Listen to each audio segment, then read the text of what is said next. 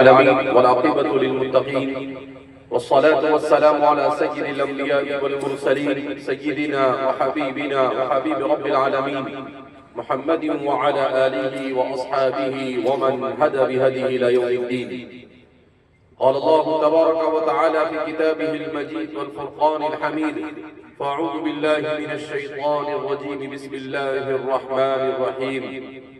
أم كنتم شهداء إذ حضر يعقوب الموت إذ قال لبنيه ما تعبدون من بعدي قالوا نعبد إلهك وإله آبائك إبراهيم وإسماعيل وإسحاق إلها واحدا ونحن له مسلمون. وقال تبارك وتعالى في مقام آخر: اقرأ باسم ربك الذي خلق خلق الإنسان من علق اقرأ وربك الأكرم الذي علم بالقلم علم الإنسان ما لم يعلم. برادران اسلام، ہم رب ذوالجلال کا جتنا بھی شکر ادا کرے کم ہے کہ اللہ رب العزت نے ہمیں انسان بنا کر اس دنیا میں بھیجا. روئے زمین پر انسان تو بہت ہے.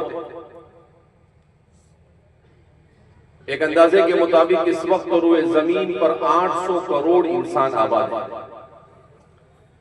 مگر انسانوں میں بھی وہ انسان خوش قسمت ہوتے ہیں جن انسانوں کو اللہ ایمان اور اسلام کی دولت سے مالا مال کرتا ہے. اس لیے کہ صرف انسان بن کر آ جانا یہ فضیلت کے لیے کافی نہیں ہے. صرف انسان بن کر آ جانا یہ انسان کے لیے کوئی کمال کا حامل نہیں ہے، بلکہ انسان بن کر زندگی گزارنا یہ مطلوب اور مقصود ہے. حکیم الامت مجدد ملت حضرت تھانوی رحمت اللہ علیہ فارسی کا ایک شعر بکثرت اپنے خطبات میں بیان کیا کرتے تھے. حضرت فرماتے تھے: تو زاہد شدی، تو شیخ شدی، دانشمند آ ہما تو شدی، مگر تو انسان شدی. کہ تو زاہد بن گیا، شیخ بن گیا، عقل مند اور ہوشیار بن گیا، یہ سب کچھ تم بن گیا، مگر تو انسان نہیں بن سکا. تو کسے کہتے ہیں انسان؟ آپ کو تعجب ہوگا کہ انسان کسے کہا جاتا ہے. اس کو سمجھنے اور سمجھانے میں بھی انسان پریشان ہے. انسان کو خود پوچھا جائے کہ بھئی حضرت آپ کی تعریف کیا ہے. ہمارے مدارس میں جب سال شروع ہوتا ہے شوال میں تو مبادیات عشرہ پڑھائے جاتے ہیں، جس میں بتایا جاتا ہے کہ جو کتاب آپ پڑھ رہے ہیں اس کتاب کا تعلق کس فن سے، اس فن کی تعریف کیا ہے، اور اس تعریف کے ساتھ تعریف کی تعریف بھی بتائی جائے. اس تعریف کے ساتھ تعریف کی تعریف بھی بتائی جائے. کیا مطلب اس کا؟ کہ تعریف کس کو کہتے ہیں؟ ما یبین بہ حقیقت الشیء، جس سے کسی چیز کی حقیقت واضح ہو جائے، جس سے پتہ چل جائے کہ مختصر عبارت میں چند تعبیرات کے ساتھ آپ اسے اس طور پر بیان کریں کہ اس چیز کی حقیقت آپ کو پتہ چل جائے کہ بھئی یہ کیا ہے. جیسے کوئی آپ سے پوچھے کہ بھئی مسجد کی تعریف کیا ہے، تو مسلمان کے لیے آسان ہے بتانا. مسجد وہ جگہ ہے جہاں پر 5 وقت کی نماز جماعت کے ساتھ پڑھی جاتی ہے. یہ مسجد کی تعریف ہے. مدرسہ کیا ہے؟ مدرسے کی تعریف کیا ہے؟ اس کا ڈیفینیشن کیا ہے؟ تو انسان پتہ دے گا آرام سے. مدرسہ اس جگہ کو کہا جاتا ہے جہاں پر دین کی تعلیم سے نونہالہ نے امت کو آراستہ اور پیراستہ کیا جاتا ہے. ایسے ہی ایک سوال انسان خود اپنے آپ سے پوچھے اور اپنے عقل مند اور ہوشیار ساتھی سے پوچھے کہ انسان کی تعریف کیا ہے. مفکر اسلام حضرت مولانا عبد الباری صاحب ندوی نور اللہ مرقدہ وہ فرماتے ہیں کہ میں نے سائنس اور فلسفے کی کتابوں میں تلاش کیا کہ انسان کی تعریف کیا ہے. کہا مجھے تعجب ہوا، بڑے بڑے فلسفہ، بڑے بڑے سائنسداں ہیں، مگر کوئی انسان کی تعریف نہیں کر سکتا. کسی نے کہا انسان کیا ہے؟ کہا الانسان حیوان ناطق، انسان بولنے والا جانور. یہ تو کوئی تعریف نہیں ہوگی. کسی نے کہا انسان 2 پاؤں والا جانور، یہ بھی کوئی تعریف نہیں ہوگی، تو سبھی جانتے ہیں. تو عجیب عجیب انداز میں لوگوں نے تعریف کی، مگر میں نے کوشش کی کہ اسلامی نقطہ نظر سے انسان کسے کہا جاتا ہے، قرآن اور حدیث کی روشنی میں انسان کی تعریف کیا ہونی چاہیے. تو فرماتے ہیں جب میں اس چیز کو تلاش کرنے لگا اسلام کی تعلیمات کی روشنی میں، تو مجھے انسان کی تعریف بہت مشکل سے ملی، مگر مل گئی. اور وہ کیا ہے انسان کی تعریف؟ انسان کی تعریف ہے العبد المؤمن. انسان کی تعریف کیا ہے؟ العبد المؤمن، مومن بندہ. سوال پیدا ہو تو کیا جو مومن نہیں وہ انسان نہیں ہے؟ بظاہر انسان ہے مگر حقیقت کا انسان نہیں. جیسے کسی گھر میں اگر بچہ اپنے والدین کی نافرمانی کرے، والدین کی خدمت نہ کرے، ان کو ستائے، تو والدین غصے میں کیا کہتے ہیں؟ جا بھائی جا، تو میرا بچہ نہیں. تو اس کا مطلب یہ نہیں ہوتا ہے کہ وہ بچہ نہیں رہا، بچہ تو ہے ہی، مگر وہ چونکہ بچہ بن کر گھر میں نہیں رہ رہا ہے، اس لیے ماں باپ نے اسے کہہ دیا کہ بھائی تو میرا بچہ نہیں ہے. کیا مطلب؟ کہ مقصد بچہ اس کے اندر میں نہیں پا جائے. یہ بچہ اس کو کہتے ہیں جو اپنے ماں باپ کی خدمت کرے. اللہ رب العزت نے توالد و تناسل کے اس سلسلے کو اسی لیے جاری کیا کہ جہاں انسان یہ سلسلہ قیامت تک جاری رہے، وہیں پر انسان کو اولاد اس لیے عطا فرمائی تاکہ وہ اولاد اپنے والدین کی خدمت گزار ہو. اگر اولاد والدین کی خدمت گزار نہیں ہے تو اولاد کے دنیا میں آنے کے مقاصد میں سے ایک اہم ترین مقصد فوت ہو رہا ہے. اور جب اہم ترین مقصد فوت ہوا تو ماں باپ نے کہہ دیا کہ بھائی تو آج سے ہمارا بچہ نہیں. بالکل اسی طریقے سے ہم انسان کو سمجھے کہ اللہ نے انسان کو ایک عظیم مقصد لے کر دنیا میں بھیجا. اگر انسان اس مقصد کے ساتھ دنیا میں زندگی گزارتا ہے تو اللہ کی نظر میں وہ انسان ہے، اور اگر وہ اس مقصد کے بغیر زندگی گزارتا ہے تو وہ صورتاً تو انسان ہے، دکھائی تو انسان دیتا ہے، مگر اللہ کی نگاہ میں اسے انسان نہیں کہا جا سکتا ہے. اسی لیے تو قرآن کریم کہتا ہے وَالَّذِينَ كَفَرُوا يَأْكُلُونَ كَمَا تَأْكُلُ الْأَنْعَامُ وَالنَّارُ مَثْوًى لَهُمْ. کہ جو لوگ کفر کا شکار ہیں، کہا ان کا دنیا میں کام کیا ہے؟ یَأْكُلُونَ كَمَا تَأْكُلُ الْأَنْعَامُ، وہ کھاتے ہیں ایسے جیسے چوپایا کھاتا. وَالنَّارُ مَثْوًى لَهُمْ، اور پھر قرآن کہتا ہے اور ان کا ٹھکانہ جہنم ہے. کیا مطلب؟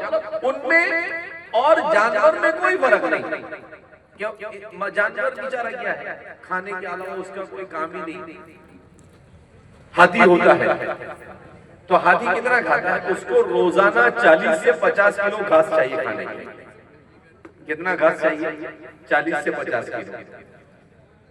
اب ظاہر سی بات ہے کہ 40-50 کلو گھاس، تو اسی لئے قرآن نے کہا وَالنَّارُ مَثْوًى يَأْكُلُونَ كَمَا تَأْكُلُ الْأَنْعَامُ.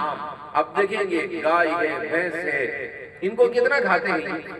بکری چھوٹا سا جانور ہے مگر دن بھر چرتا رہتا ہے. اس کو چرنے کے لیے آدمی لے کر نکلتا ہے، پورا دن کھاتا رہتا ہے. ایسے ہی کسی بھی جانور کو اٹھائے تو قرآن کریم کا کہنے کا مقصد کیا ہے کہ ہم نے انسان کو اس لیے نہیں بھیجا کہ وہ کھا پی کر زندگی گزار کر اس دنیا سے چلا جائے گا. نہیں، اس دنیا میں انسان کو کیوں بھیجا ہے؟ تاکہ وہ اللہ کی دی ہوئی صلاحیتوں کو استعمال کر کر اللہ کو راضی کرنے میں کامیاب ہو جائے. اللہ نے جو صلاحیتیں انسان کو دی ہے، انسان کتنا بھی کھا لے، لیکن انسان جتنا گائے بھینس کھاتی ہے اتنا نہیں کھا سکتا. وہ ایک دن میں جتنا کھاتی ہے انسان ایک ہفتے 10 دن 15 دن میں اتنا کھاتا ہے. کتنا کھائے گا کتنا کھائے گا. اللہ نے چھوٹا سا پیٹ اسی لیے دیا ہے کہ بھائی زیادہ نہیں. اسی لیے اللہ کے رسول صلی اللہ علیہ وسلم نے ارشاد فرمایا لقیمات تقمن صلبک، چند لقمے جو تیری کمر کو سیدھا کر سکے اور تیرے اندر انرجی دے سکے کہ تو کھڑا ہو سکے، تو چل سکے اور خالق اور مالک کی عبادت کر سکے. بہرحال ضرورت اس بات کی ہے کہ ہم اس حقیقت کو سمجھیں کہ اللہ نے انسان بنا کر بھیجا، اور انسان کیا ہے؟ لَقَدْ خَلَقْنَا الْإِنسَانَ فِي أَحْسَنِ تَقْوِيمٍ، ہم نے انسان کو بہترین ڈھانچے میں بنایا. وَسَخَّرَ لَكُم مَّا فِي السَّمَاوَاتِ وَمَا فِي الْأَرْضِ، وہ انسان جس کے لیے آسمان اور زمین میں جو کچھ ہے سب مسخر کر دیا. کیسا مسخر کیا؟ کہ یہی انسان اس دنیا کے اندر میں کیا کام کرتا ہے؟ انسان نے ہوائی جہاز بنایا اور کہاں پہ اڑ رہا ہے؟ وہ آسمان اور زمین کے بیچ میں اڑ رہا ہے. انسان نے پانی کا جہاز بنایا اور کہاں پر چل رہا ہے؟ وہ پانی کے اوپر بڑے بڑے جہاز بنا کر چل رہا ہے. وہ جو چاہتا ہے کرتا ہے، مگر انسان یہ نہ سمجھے کہ اس کا کمال ہے. یہ کمال اس خالق و مالک کا ہے جس نے اس کے لیے ساری چیزوں کو مسخر کر دیا. ورنہ انسان سے زیادہ طاقتور مخلوق بہت ساری پائی جاتی ہے مگر وہ نہیں کر سکتے. آپ نے دیکھا آج تک کہ آپ کے اڑیسہ کے اندر میں کہیں جنگل کے اندر میں بندروں کی وہ تعداد رہتی ہو، بندروں کی وہ جماعت رہتی ہو جس نے اپنی بلڈنگ بنائی. دیکھا آپ نے؟ ارے بندر نے کبھی بنائی؟ اڑیسہ والے، مجھے تو اڑیسہ کی زبان نہیں آتی، میں اردو میں تقریر کر سکتا ہوں. میں تو بندر نے کبھی گھر بنایا اپنا؟ ارے بھائی کسی نے دیکھا ہے کہ 2 منزلہ 4 منزلہ 5 منزلہ 10 منزلہ؟ نہیں بنا. حالانکہ انسان اور بندر میں کوئی زیادہ فرق نہیں ہے بظاہر دیکھے تو. اسی لیے ڈاروین نے یہی کہہ دیا کہ انسان بندر کی نسل سے. ہم کہتے ہیں کہ بھائی ٹھیک ہے آپ بندر کی نسل سے ہوں گے، ہم تو آدم علیہ السلام کی نسل سے. جس کو ایسا لگتا ہے وہ ہو سکتا ہے، لیکن الحمدللہ ہمیں تو قرآن نے کہا وَإِذْ قَالَ رَبُّكَ لِلْمَلَائِكَةِ إِنِّي جَاعِلٌ فِي الْأَرْضِ خَلِيفَةً قَالُوا أَتَجْعَلُ فِيهَا مَن يُفْسِدُ فِيهَا وَيَسْفِكُ الدِّمَاءَ وَنَحْنُ نُسَبِّحُ بِحَمْدِكَ وَنُقَدِّسُ لَكَ قَالَ إِنِّي أَعْلَمُ مَا لَا تَعْلَمُونَ وَعَلَّمَ آدَمَ الْأَسْمَاءَ كُلَّهَا ثُمَّ عَرَضَهُمْ عَلَى الْمَلَائِكَةِ فَقَالَ أَنبِئُونِي بِأَسْمَاءِ هَؤُلَاءِ إِن كُنتُمْ صَادِقِينَ قَالُوا سُبْحَانَكَ لَا عِلْمَ لَنَا إِلَّا مَا عَلَّمْتَنَا إِنَّكَ أَنتَ العزیز الحکیم. اللہ اکبر. پوری سٹوری سنائی. انسان کو انسان کی حقیقت کو جاننے اور اس کی ہسٹری کو جاننے کے لیے ڈاروین کی طرح کسی کہانی کو بنانے کی ضرورت ہی نہیں تھی. وہ تو خالق اور مالک خود قرآن کریم کے اندر میں بیان کر چکا ہے کہ انسان کی تاریخ کیا ہے، اس کی ہسٹری کیا ہے اور اللہ نے اس کو کیسے بنایا. اللہ نے بیان کر دیا. پھر انسان کو اپنے عقل کے گھوڑے دوڑانے کی کیا ضرورت تھی؟ اسی لئے قرآن کریم کہتا ہے کہ جو لوگ حق کو جاننے کے لیے، انسان کی حقیقت کو سمجھنے کے لیے، اللہ کی حقیقت کو سمجھنے کے لیے اپنی عقل کو استعمال کرتے ہیں، قرآن کریم کہتا ہے کہ وہ لوگ اٹکل پچو میں لگے ہوئے ہیں. وہ صرف اپنی عقل کے گھوڑے دوڑا سکتے ہیں مگر وہ حقیقت تک کبھی رسائی حاصل کر سکتے نہیں. بہرحال تو میں نے اور آپ نے اس بات کو سمجھا کہ انسان کس کو کہتا ہے؟ انسان کہا جاتا ہے اس شخص کو جو اللہ کی مرضی کے مطابق زندگی گزارتا ہے. انسان کس کو کہتے ہیں؟ اس شخص کو جو اللہ کی مرضی کے مطابق زندگی گزارے. یہ مدارس، یہ مکاتب، یہ خانقاہ ہے، یہ دعوت و تبلیغ کا یہ نظام، یہ اتنی ساری چہل پہل صرف اسی لیے ہے کہ انسان کو اس کے مقصد تخلیق سے واقف کیا جاوے. جو سبق وہ بھول چکا ہے، جس لیسن کو وہ فراموش کر چکا ہے، وہ سبق اسے یاد دلایا جاتا ہے کہ بھائی آپ کی دنیا میں آنے کا مقصد صرف پیسہ کمانا نہیں ہے. آپ کی دنیا میں آنے کا مقصد صرف کھانا پینا گھومنا پھرنا نہیں ہے. آپ کا اس دنیا میں آنے کا مقصد صرف اپنی خواہشات کو پورا کرنا نہیں ہے، بلکہ آپ انتہائی عظیم مقصد کے لیے پیدا ہوئے. حجت الاسلام حضرت مولانا قاسم صاحب نانوتوی بانی دارالعلوم دیوبند نور اللہ مرقدہ نے بڑی قیمتی بات ارشاد فرمائی. آپ نے اپنی کتاب حجت الاسلام میں لکھا ہے کہ آپ دنیا میں غور کرو، دنیا کی جتنی چیزیں آپ کو نظر آتی ہیں ان میں سے کوئی بھی چیز آپ کو ایسی نہیں نظر آئے گی جو انسان کے لیے ضروری نہ ہو. اور انسان پر غور کرو تو انسان ان میں سے کسی کے کام کا نہیں،